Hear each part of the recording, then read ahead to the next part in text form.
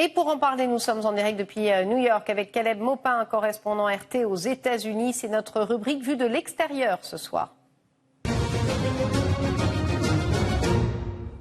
Bonsoir Caleb Maupin, merci d'être avec nous en direct sur RT France. On le voit, ce débat, le racisme, les violences policières, cela devient un enjeu, notamment dans la campagne présidentielle, avec clairement deux visions qui s'affrontent entre les républicains et les démocrates. En effet, Donald Trump diabolise les manifestants, les taxes de terrorisme, et les démocrates, au contraire, les saluent, marchent avec eux, les soutiennent, expriment du soutien pour leurs revendications. Mais certains républicains plus centristes soutiennent également ces manifestants. Par exemple, Mitt Romney, qui était rival pour Barack Obama lors des élections de 2012. Donc il y a vraiment un fossé entre cela et le reste des institutions politiques. Alors on le voit aussi, Joe Biden qui prend la balle au bond, si j'ose dire. L'heure de la justice raciale a sonné, alors qu'il n'a pas toujours été très clair sur ces questions raciales, Joe Biden, par le passé.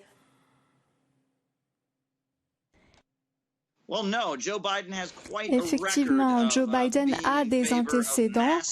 Il a milité pour l'incarcération de masse dans les années 1990. Il travaillait avec Bill Clinton, Hillary Clinton et le Conseil démocrate des dirigeants qui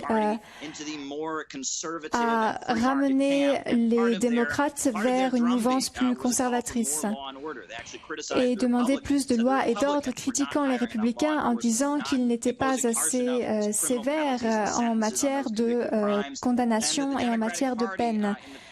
Le Parti démocrate, à l'époque où Joe Biden connaissait son essor, était encore le parti des officiers de police de l'incarcération de masse et le parti qui jouait sur la peur des Afro-Américains, par exemple en parlant de superprédateurs. Le parti jouait sur l'idée que les jeunes Afro-Américains représentaient un danger. Et donc effectivement, il a un lourd passif. Il essaye de le faire oublier. Il a émis des campagnes publicitaires le plaçant au centre des mouvements pour plus de liberté et de droits civiques, mais ce n'est pas tout à fait vrai. Alors on voit que le temps des réformes est venu avec cette étape cruciale, ces tensions après l'affaire George Floyd, a commencé par le démantèlement de la police à Minneapolis. Faut-il s'attendre à d'autres gros changements à l'échelle nationale aux États-Unis concernant la police ? Il y a tant de propositions différentes qu'il est difficile de suivre. On demande à couper les vivres à la police, on demande de réduire les budgets. Des départements de police locaux ont été démantelés. À Seattle, des manifestants ont créé une zone autonome autour d'un commissariat de police.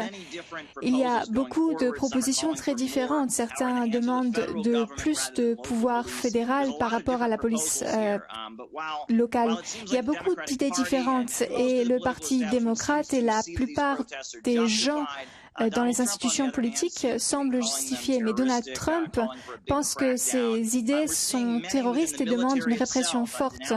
Et au sein de l'armée, il y a des gens qui dénoncent et condamnent les idées de Donald Trump. Beaucoup de personnes pensent que le rôle du président dans une telle période serait de calmer la situation, de désamorcer les choses. Mais Donald Trump, pour des raisons politiques qui lui sont propres, afin de sembler héroïque pour sa base électorale, verse de l'huile sur le feu parce que pour lui, cela représente un avantage politique. Et beaucoup le critiquent pour cela, disent qu'il n'essaye pas de calmer la situation, qu'il ne fait que manipuler la crise afin de servir ses propres intérêts, afin de se faire bien paraître auprès de sa base électorale. Est-ce que selon vous, qui êtes un observateur évidemment de cette vie politique américaine, est-ce que c'est une bonne stratégie qu'il adopte Donald Trump quand on voit l'opinion des Américains? Est-ce que justement ça va le servir dans sa campagne ou non?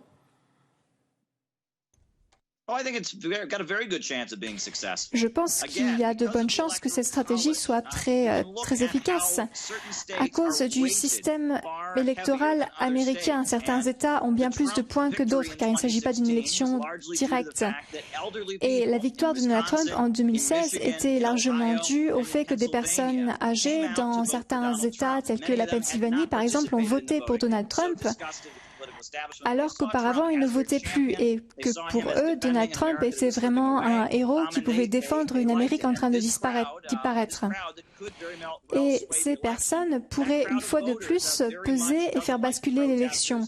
Et cette communauté n'aime pas du tout les manifestations et pense qu'on n'a pas assez de respect pour la police. Donc cela pourrait jouer en faveur de Trump.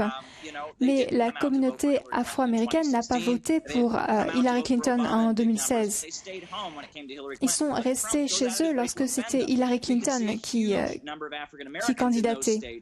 Et même lors des dernières élections, beaucoup de personnes se sont rendues dans les bureaux de vote pour voter contre Donald Trump. Donc il est difficile de savoir comment cela va se passer. Mais en tout cas, effectivement, c'est à l'avantage de Donald Trump de critiquer les manifestants. En tout cas, si on vous comprend bien, pour la communauté afro-américaine, aujourd'hui, il n'y a pas vraiment de candidat idéal à cette présidentielle.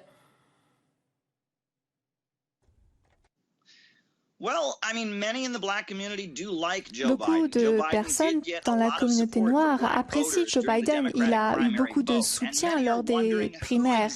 Et beaucoup de personnes se demandent qui Joe Biden va-t-il choisir en tant que vice-président.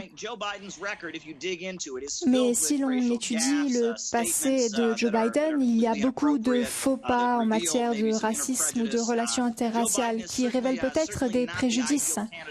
Donc ce n'est pas effectivement le candidat idéal pour les manifestants et les militants qui manifestent actuellement. Mais en tout cas, Joe Biden est beaucoup plus raisonnable et semble beaucoup raisonnable pour les manifestants, alors que Donald Trump les qualifie de terroristes et souhaite qu'on refoule toutes ces personnes.